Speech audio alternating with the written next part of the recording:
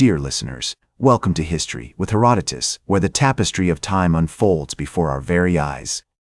Today, we embark on a fascinating journey through the annals of history to the storied city of Orleans, France, and the pivotal event that shaped its destiny, the Siege of Orleans, which lasted from 1428 to 1429. As we delve into this captivating narrative, imagine yourself standing amidst the medieval landscape of 15th century France, where the sounds of clashing steel, the scent of smoke, and the cries of the besieged still linger in the air. As we explore the origins of this epic siege, let us begin with the tumultuous backdrop of the 100 Years' War, a conflict that ravaged Western Europe for over a century. The year was 1428, and the war between England and France had been raging for nearly 90 years, leaving deep scars on both nations. The English, under the leadership of King Henry VI, had gained significant ground in France, capturing key cities and territories such as Normandy, Maine, and Anjou. Meanwhile, the French crown, led by Charles VII, was struggling to maintain its authority amidst the turmoil. On the eve of the siege, Orléans was a thriving city, nestled on the banks of the Loire River. Its strategic location made it a crucial stronghold for the French monarchy, controlling access to the river and the surrounding countryside. The city's defenses were formidable, with thick walls and a series of fortifications that had been strengthened over the years. As we walk through the city streets, we can envision the bustling markets, the grand cathedral of Sainte-Croix, and the imposing castle that dominated the skyline. The historical context of the siege was complex, with various factions vying for power in France. The Burgundians, led by Philip III, Duke of Burgundy, had allied themselves with the English, while the Armagnacs, a powerful noble family, supported the French crown. This web of alliances and rivalries would shape the course of the siege, as different factions sought to exploit the conflict for their own gain. The French nobility was also divided, with some supporting the Dauphin, while others backed the English claim to the throne. As we explore the earliest history of the Siege of Orleans, it becomes clear that this event was not an isolated incident, but rather part of a larger struggle for power and territory in medieval Europe. The 100 Years' War had created a complex landscape of alliances, rivalries, and conflicts which would ultimately shape the fate of Orléans and the Kingdom of France. The English army, led by the Earl of Suffolk, had been marching towards Orleans for weeks, leaving a trail of destruction in its wake. The French defenders, led by Jean de Dunois, the bastard of Orleans, were determined to hold their ground against the invaders. As the siege begins, we find ourselves on the cusp of a pivotal moment in history, one that would determine the fate of Orleans and the future of France. As the English army, led by the Earl of Suffolk, laid siege to Orleans, the city's defenders, led by Jean de Dunois, the bastard of Orleans, prepared for a long and brutal fight. The year was 129, and the war had been raging for nearly 90 years, leaving deep scars on both nations. The English had gained significant ground in France, capturing key cities and territories such as Normandy, Maine, and Anjou. Meanwhile, the French crown, led by Charles VII, was struggling to maintain its authority amidst the turmoil. It was during this dark hour that a young maiden, Joan of Arc, emerged to play a pivotal role in the siege. Believing herself to be guided by divine visions, Joan traveled to the city of Vaucouleurs, where she petitioned Robert de Baudricourt, the garrison commander, for an escort to take her to the French court at Chinon. Her mission was to convince Charles VII to allow her to lead an army to relieve the siege of Orléans. After initial rejection, Joan eventually gained an audience with the king and his advisors, where she conveyed her message with conviction and passion.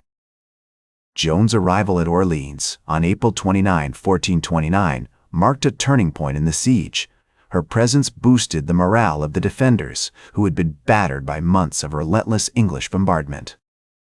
The French army, now inspired by Joan's determination and faith, launched a series of bold attacks against the English positions. On May 4, 1429, the French captured the fort of Saint-Loup, followed by the fort of Saint-Jean-le-Blanc on May 5. These victories marked the beginning of the end of the English siege.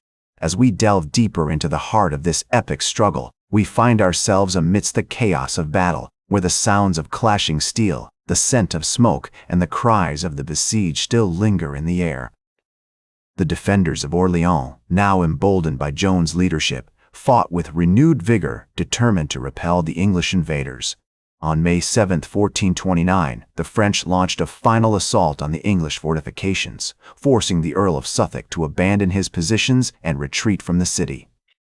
The siege was finally lifted on May 8, 1429, after 14 months of brutal fighting. The city of Orléans had been saved, thanks in large part to the courage and determination of Joan of Arc and the defenders of the city. This momentous victory marked a significant turning point in the 100 Years' War, as the French began to regain control of their territory and ultimately drive the English out of France. As we witness the unfolding of this epic struggle, we are reminded of the power of courage, faith, and determination in shaping the course of human history. The Siege of Orleans stands as a testament to the enduring spirit of the human experience, where even in the darkest of times, heroes emerge to inspire and lead others towards victory. The lifting of the siege marked a significant turning point in the 100 Years' War, as the French began to regain control of their territory and ultimately drive the English out of France. The victory at Orleans was followed by a series of French successes, including the capture of the cities of Jargeau, Meung-sur-Loire, and Beaugency. These victories paved the way for the coronation of Charles VII as the King of France at Reims Cathedral on July 17, 1429, a ceremony that Joan of Arc attended, marking a significant milestone in the restoration of French sovereignty. However, the aftermath of the siege also brought challenges and controversies. Joan of Arc's fame and influence had grown significantly, and she became a target for criticism and suspicion. The English, who had been defeated at Orléans, sought to discredit Joan and undermine her reputation. They accused her of being a witch and a heretic, and in 1430 she was captured by the Burgundians, allies of the English, while leading an attack on the city of Compiègne. Joan's subsequent trial and execution in 1431 were widely seen as a tragic injustice, and her legacy as a hero of the French people endured. In 1456, she was declared innocent and declared a martyr by the Catholic Church, and in 1920 she was canonized as a saint. The Siege of Orleans and Joan's role in it had become an integral part of French history and folklore, symbolizing the power of courage, faith, and determination in the face of overwhelming odds. The siege also had significant cultural and historical implications. It marked a turning point in the development of French national identity, as the French people began to see themselves as a unified nation with a shared history and destiny. The siege also inspired countless works of art, literature, and music, including the famous play, The Maid of Orleans by Friedrich Schiller. As we reflect on the legacy of the Siege of Orleans, we are reminded that the consequences of courage and conviction can be far-reaching and profound. The bravery and determination of Joan of Arc and the defenders of Orleans inspired a nation and shaped the course of history. Their story continues to captivate and inspire us today, serving as a powerful reminder of the human spirit's capacity for resilience, perseverance, and triumph in the face of adversity. We hope that this captivating narrative has inspired and educated you, offering a glimpse into the complexities and nuances of human history. That's all for today's History with Herodotus.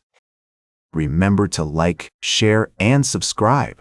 And until next time, remember that to understand the present, we must first understand the past.